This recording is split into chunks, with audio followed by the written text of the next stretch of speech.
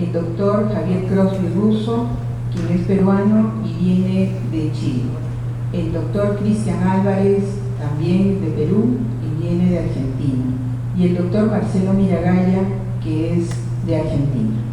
Vamos a pasar entonces a la presentación protocolar de cada uno de los presentadores en su momento y comenzamos con las presentaciones. Luego de la exposición vamos a tener la etapa de preguntas, así que levantan la mano, entiendo, y que les van a pasar un micrófono para que puedan hacer y formular sus preguntas. En este caso les voy a presentar la primera charla a cargo del doctor Javier Crosby Russo. Él obtuvo el grado de bachiller en Ciencias Biológicas de nuestra universidad, el doctorado en Biología Celular y Molecular de la Universidad de Chile en el año 1999 e ingresó a trabajar en el Laboratorio de Medicina Reproductiva de la Clínica Las Condes el año 2000. Actualmente es el director del laboratorio de la Clínica Las Condes, fundador y miembro del comité acreditador de la red Clara, que ya les va a explicar de qué se trata, y asesor del Registro Latinoamericano de Reproducción Asistida. Bienvenido, Javier, y esperamos tu charla.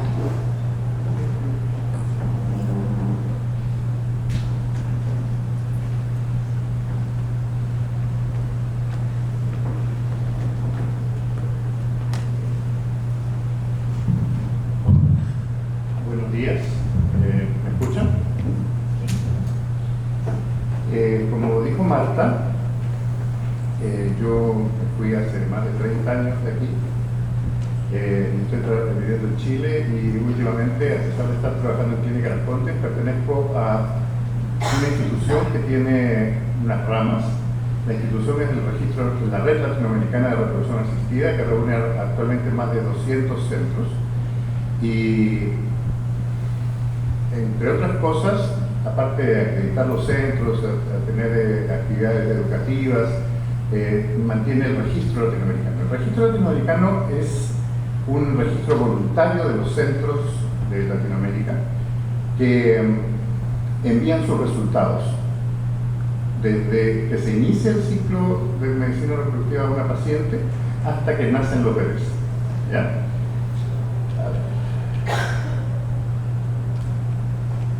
La siguiente, por favor. Aquí podemos ver los últimos 30 años del registro latinoamericano y como pueden ver aquí en el año 90 habían 19 centros. Actualmente hay 208 centros y de los 24.000 ciclos actualmente hay 117.000 ciclos iniciados por año. La siguiente, por favor. En Latinoamérica, como un ejemplo, les puedo decir el número de nacidos vivos, ¿ya? Y por país. Desde el año 1990 al año 2020 han nacido 273.000 niños mediante reproducción asistida, que se registran en el registro latinoamericano. Hay un poco más porque no todos los centros actualmente están presentes en la red y en el registro. Por ejemplo, Perú tiene registrado desde el año 90 al año 2020, tiene casi 24.000 niños, o sea, el 5% de todos los niños nacidos en Latinoamérica. La siguiente, por favor. También algo a lo largo de los años, lo que se puede ver, por ejemplo, es la edad de la mujer que se han hecho tratamientos de IVF-IVS, también desde el año 90 al año 2020. Y lo que se puede ver que ha variado sustancialmente el tipo de pacientes que tenemos. Originalmente, más del 60% de las pacientes eran pacientes jóvenes, menores de 35 años. Y solamente el 8,7% de las pacientes eran pacientes mayores de 40 años. Actualmente, ya no es el 66% de las pacientes jóvenes, es simplemente el 24%.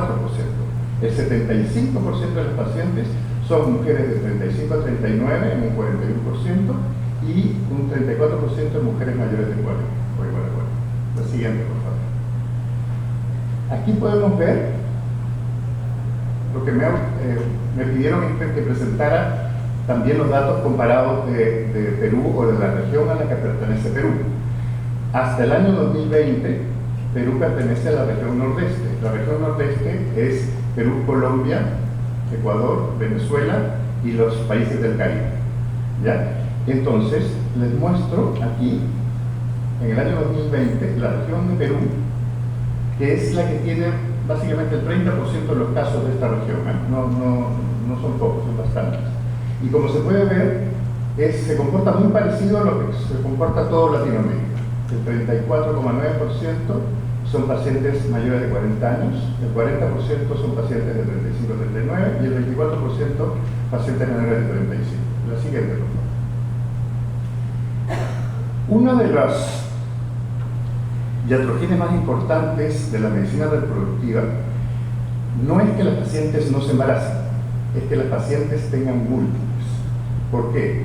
Como vamos a ver más tarde, los múltiples son muy peligrosos, básicamente en datos de mortalidad perinatal y datos de peso, de malformaciones, de problemas que hay cuando un niño nace con bajo peso o con pocas semanas de gestación. Y el registro, la red en realidad, lo que ha tratado a lo largo de los años es tratar de educar a los centros, educar con bases científicas.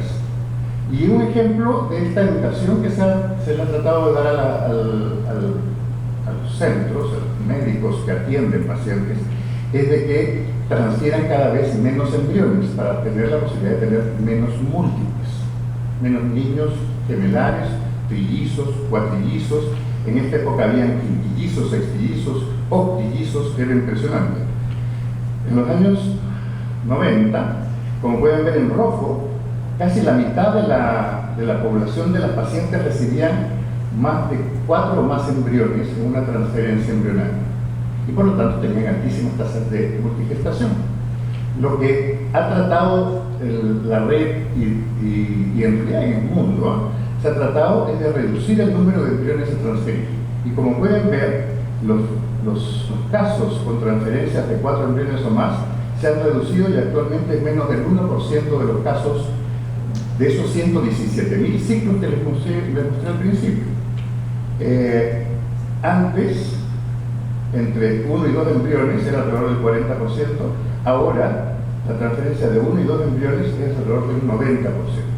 Obviamente que la transferencia de 1 o 2 embriones, 3 o 4, depende de la confianza que tenga el laboratorio, el centro, el médico, de tal forma de educar a la paciente para que no tenga gemelares, para que no tenga mellizos. Obviamente una mujer que no ha tenido hijos no le importa tener mellizos, pero cuando se le explica las probabilidades de daño que pueden tener esos niños al ser prematuros, es que se le sugiere siempre que se transfiera un solo embrión.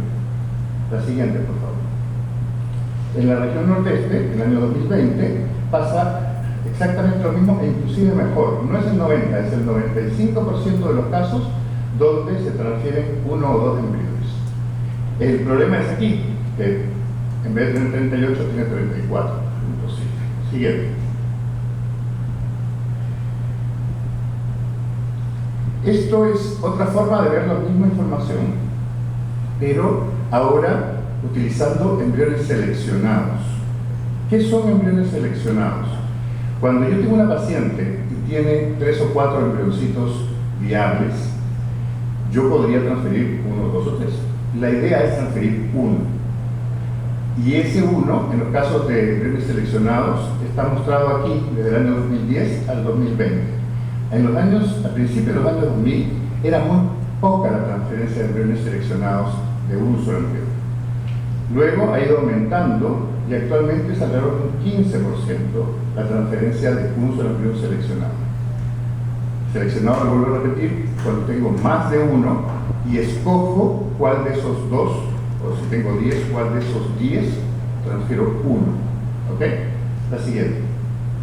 Y esta es la región nordeste, que también se comporta exactamente igual que Latinoamérica. El 14,4% de los casos se transfieren embriones seleccionados. La siguiente, por favor. Aquí vemos la proporción de transferencia de embriones congelados.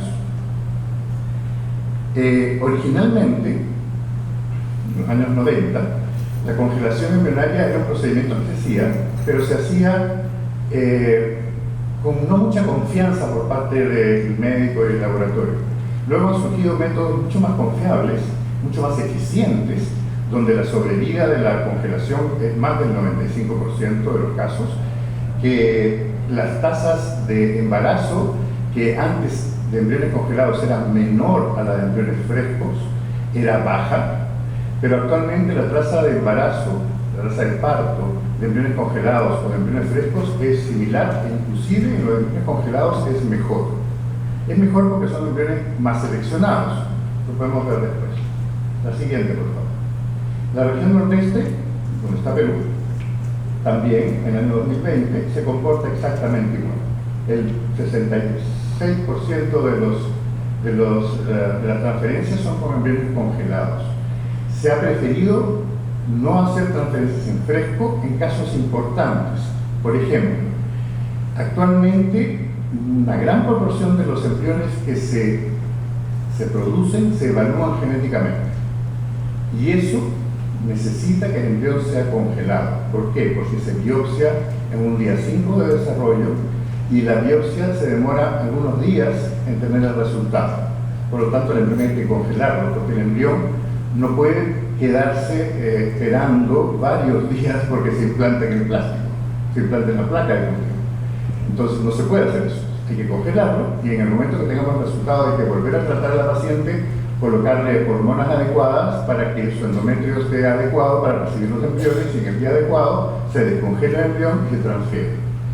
Y si, la siguiente por favor, y si vemos las tasas de parto que les decía originalmente, en los años 90 y 2000, en verde, la tasa de parto de los embriones congelados era mala comparado con los frescos que están en azul. A lo largo de los años, la tecnología ha permitido no solamente mantener la tasa en azul, sino ir mejorando constantemente la tasa de parto de los embriones congelados, que en los últimos años es mejor que embriones frescos. No porque el que yo tenga que congelarlo hace que el embrión sea mejor, no. Lo que pasa es que yo selecciono mejor los embriones que transfiero y por lo tanto, al seleccionarlo mejor, tengo mejores chances de tener un embarazo y un parto. La siguiente. La región nordeste aquí, Perú, inclusive tiene tasas de parto mejor en fresco y en congelado.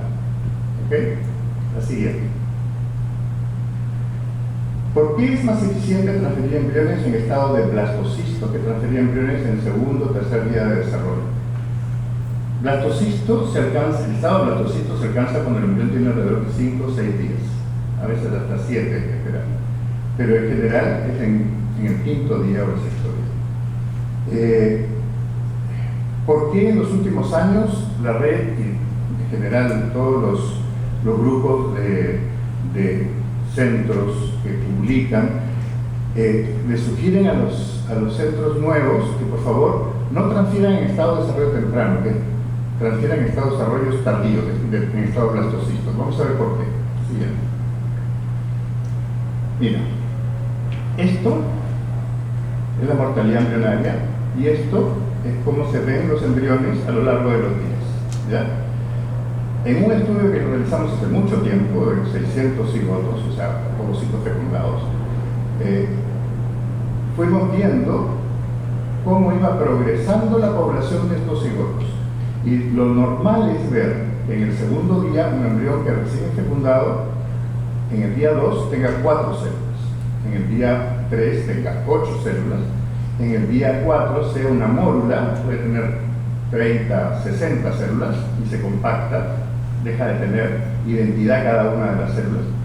Y luego en quinto a sexto día es un blastocisto. Este blastocisto tiene más de 100 células, inclusive si ustedes ven el grosor de la zona pelúcida, que es la cáscara que cubre al embrión, se adelgaza porque el embrión se expande, incorpora líquido y se expande y empuja la zona hacia afuera. Llega un momento en que va finalmente a la zona a romperse y el embrión va a explosionar, va a salir de la zona. Y aquí, como pueden ver, finalmente el 47% de los embriones llegan a ser blastocistos. El resto no llega a este estado. Por lo tanto, es un tipo de selección natural, contraria. Yo veo que el embrión llega hasta el blastocisto. Si yo transfiero en tercer día o en segundo día, voy a perder un 35% de embriones que naturalmente no van a llegar al blastocisto. Por lo tanto, voy a ser menos eficiente si transfiero en segundo o tercer día. La siguiente, por favor. Estas son las tasas de parto en día 3, en día 5. Aquí transferimos un embrión seleccionado, aquí transferimos 2 embriones seleccionados, aquí transferimos en día 5 un embrión seleccionado y aquí en día 5 2 embriones seleccionados. Si yo comparo esto con esto, un embrión contra 2 embriones, siempre va a ser mejor transferir 2 embriones, porque tengo más chance, porque cada embrión es independiente y me puede dar cada uno un 20% de chance. Por lo tanto, cuando transfiero 2 tengo un 30%. Cuando yo transfiero en quinto día un embrión, tengo una tasa de parto de un 34% y cuando transfiero 2, un 38%. También es mejor, pero la diferencia no es tan grande como en tercer día. Ahora, si yo comprara 2 embriones seleccionados en tercer día, que tiene un 31% de tasa de parto, con un embrión seleccionado de quinto día, tiene un 34% de tasa de parto. Por lo tanto, en este caso da lo mismo transferir 2 en tercer día que 1 en quinto día. Y, por supuesto, transferir 2 también es mejor. La siguiente, por favor. El problema está aquí, en estos valores rojos que acaban de aparecer. Esta es la tasa de partos múltiples, o sea, de 2 o 3 niñitos. Cuando yo transfiero un embrión, tanto en tercer día como en quinto día, yo tengo un chance de que gemelen, o sea, que un embrión se divida, sean 2 embriones, 2 niños nacidos, en un 2% y en un 1%. Es bajito, pero 1% de 117.000 ciclos no es poco, es bastante. Ahora, cuando transferimos 2, tenemos 2 embriones de tercer día, tenemos un 17,9%, es bastante más alto que un embrión acá, porque obviamente 2 embriones podrían permitir 2 niños fácilmente. Pero en el caso de quinto día no tenemos un 20, tenemos un 30% de gemelación. ¿Ok? Embarazos de partos múltiples. Y esto es el problema, tener múltiples. Por lo tanto, si yo tengo un 34% acá de transferir 1 en tasa de parto y transfiero en este caso 2, que es un 38%, o sea, un 4% más, que es bastante, pero el problema es que tengo en vez de 1, tengo 30% de gemelos o triples, que es muchísimo. Siguiente, por favor. Bien. Aquí vemos, desde el año 2016 al año 2020, el porcentaje de transferencia según el día de desarrollo, o sea, si yo transfiero en tercer día o en quinto día. ¿Ok? Embriones de 8 células o blastocistos. En embriones de 8 células son los celestes, y como pueden ver, a lo largo de estos últimos 5 años, ha bajado de un 50% de transferencias a un 24% de transferencias. ¿Por qué? Porque la evidencia mostrada a lo largo de los años, tanto en publicaciones como en los congresos que presentamos nosotros en la red, en todas las reuniones que tenemos, porque nosotros tenemos reuniones una vez al año en las regiones y cada 2 años en Latinoamérica. Y la idea del registro y de la red es mostrarle a los centros que confíen en ellos mismos, que cultiven el blastocisto, que transfieran el blastocisto y congelen el blastocisto. Y aquí vemos que desde 2016 al 2020, de un casi 50%, ahora tenemos un 75% de transferencias en blastocisto, lo que ha reducido, por supuesto, las tasas en múltiples en Latinoamérica. Y otra de las cosas importantes de reducir los múltiples es tratar de convencer a las aseguradoras de salud, que en los distintos países tienen distintos nombres, pero las aseguradoras de salud se les puede convencer más fácilmente que cubran los tratamientos de medicina reproductiva que normalmente no lo quieren cubrir, porque generan múltiples, que van a tener niños prematuros, que van a tener niños que están en la incubadora 3 o 4, 5, 6 meses, que es carísimo, a decirles, miren, ahora el 75% de nuestras transferencias en 2020 son de un solo embrión, por lo tanto la tasa de múltiples es bajita, 1%. ¿Ok?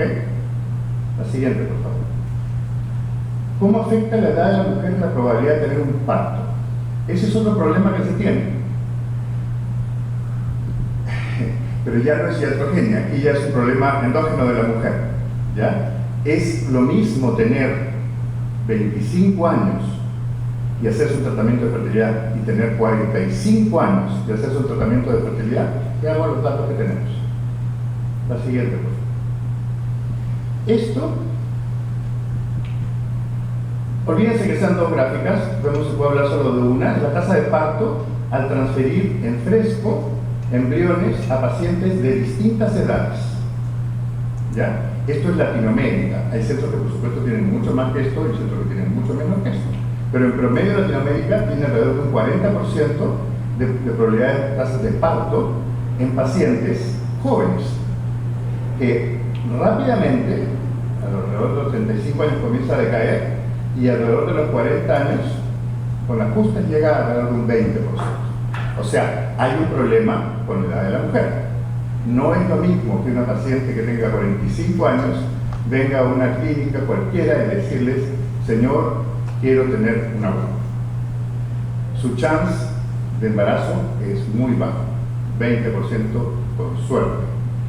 Y no solamente eso, el uso de hormonas en las pacientes jóvenes, las hormonas que se usan para ovular son bastante caras.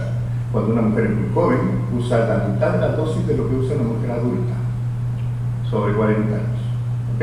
La siguiente, por favor. El efecto del diagnóstico genético preimplantacional, PGT, en la tasa de parto y aborto. Les comenté que una de las causas de que las pacientes se transfieran más con embriones congelados es porque se hace estudio a los embriones, estudios genéticos preimplantacionales. Actualmente las técnicas de análisis de PGT se hace por NGS, que es una técnica más moderna. Originalmente se hacía por FISH, que es por fluorescencia in situ. Después se hicieron arrays y ahora se hace secuenciación, dice completa, pero no es completa, se hace secuenciación del DNA, de muchas partes del DNA. Y eso se utiliza para detectar si si el embrión de ese paciente es normal, euploide o aneuploide, o sea, le sobra o le falta uno o varios cromosomas. ¿Qué se obtiene? ¿Qué resultados se obtienen si yo le hago estudios genéticos a los embriones? Dame la siguiente, por favor. Aquí podemos ver en el 16 y en el 20. Veamos el 20 nomás. Lo importante es que esto ha ido aumentando sustancialmente. En azul son los pacientes jóvenes, 35 a 39 años, 40 o más. ¿Qué proporción de ciclos iniciados se realizan estudios genéticos? Les había dicho que las mujeres mayores tenían menos chance de embarazarse. De 40 bajaba a 20, ¿se acuerdan? Ahora, el problema de una mujer mayor es que las tasas de aneuploidía de sus embriones son cada vez más altas.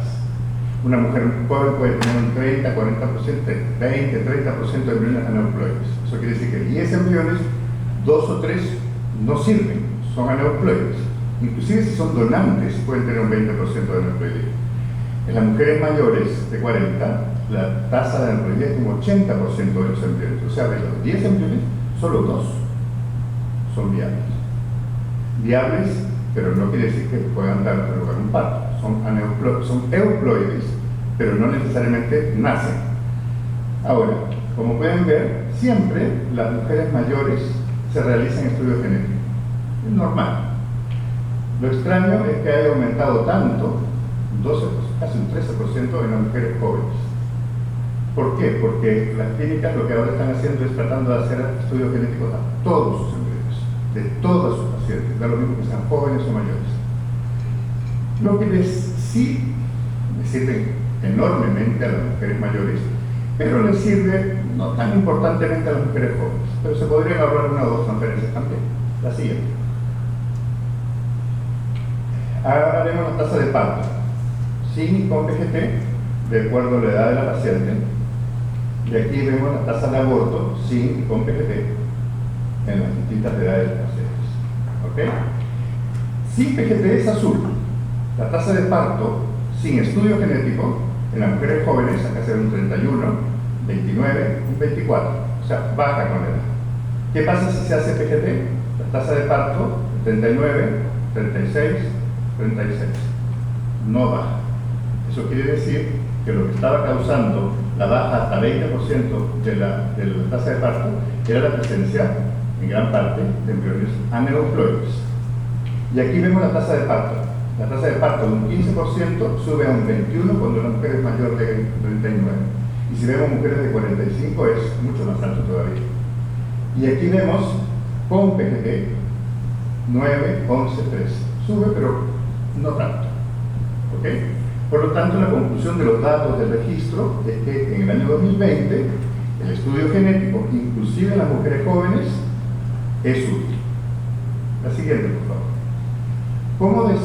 ¿Cómo decidir el número de embriones a transferir si tengo menos de 35 años? Este es un ejemplo que les voy a hacer. Una paciente, cuando llega a una consulta, tiene una edad. Supongamos que está en 35 años. Y le pregunta al médico cuál es su chance de embarazo. ¿Qué es lo que tiene que hacer el médico? Siguiente, por favor.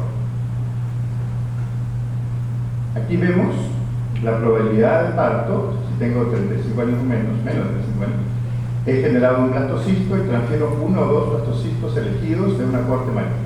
O sea, la transferencia de un embrión, la transferencia de dos embriones, siendo ambos blastocistos. O sea, estos de más de 100 células, bien desarrollados, 5 o 6 días de desarrollo. Si yo transfiero uno, la tasa de parto de esta paciente que le transfiero uno es de un 40%. O sea, es muy bueno. Si le transfiero dos, es de un 43,5%. Entonces la paciente te va a decir, sí, yo quiero transferirme dos. La siguiente, por favor. Pero es injusto comparar dos embriones con un solo embrión. Estoy engañando ahí. ¿Cómo hago para ver y que esta chance de embarazo sea no tan engañoso? Aquí vemos la transferencia de dos embriones, como habíamos visto antes, un 43%. Y aquí vemos la transferencia de un solo blastocisto, que daba un chance de 40, ¿se acuerdan? Pero todas aquellas pacientes que no se embarazaron tenían embriones congelados, porque esa era mi selección original. Yo descongelo un embrión y a todas aquellas pacientes donde no tuvieron un parto, o sea, no se embarazaron o abortaron en el procedimiento anterior, les transfiero un segundo blastocisto. ¿Y cuál es mi chance de embarazo? Casi un 49%. O sea, mucho mejor aquí que acá. ¿Ok? Claro, pero la señora te va a decir, ya, pero acá gasté en una sola transferencia y aquí gasté en dos transferencias. Y el costo de una clínica no es barato. Sí, perfecto, señor. Pero mire el siguiente dato. La siguiente, por favor. Este es la probabilidad de tener un parto múltiple cuando transfiero dos. 30%. Estas señoras, o sea, 3 de cada 10 pacientes van a tener una guagua metidas en una incubadora varios meses en la clínica. O sea, ya no solamente es una transferencia y una incubadora por varios meses. Es caro, muy caro. Y así no se va a convencer nunca a los seguros de salud. El chance de tener múltiples al transferir 2 veces un embrión es solamente de 1,6%. Y eso es lo que hay que tratar de educar a los pacientes. La siguiente, por favor. Esto es lo que decía de la prematuridad o la mortalidad perinatal con los múltiples. Estos son muchos niños nacidos únicos. La mayoría de ellos, el 83%, tiene 37 semanas de gestación o más, o sea, a término. Y su chance de mortalidad perinatal, o sea, la mortalidad que nazca muerto, que muera dentro de los primeros 10 días después del nacimiento, es de un 7 por 1000, no por ciento, por 1000. Si yo tengo un triple, solamente el 7,7% tiene partos a término, la mayoría tiene hasta semana 22 y 27 de gestación, con un chance de mortalidad altísimo. Y en global es de un 64 por 1000, o sea, casi 10 veces más. La siguiente, por favor. Muchísimas gracias. Esto es lo que nosotros tratamos de educar siempre a todos los centros. Ustedes no son centros, no se preocupen. No trato de convencerlos, pero quiero que ustedes sepan lo que hacemos en el registro y cómo tratamos de educar a todos los centros latinoamericanos. Muchas gracias.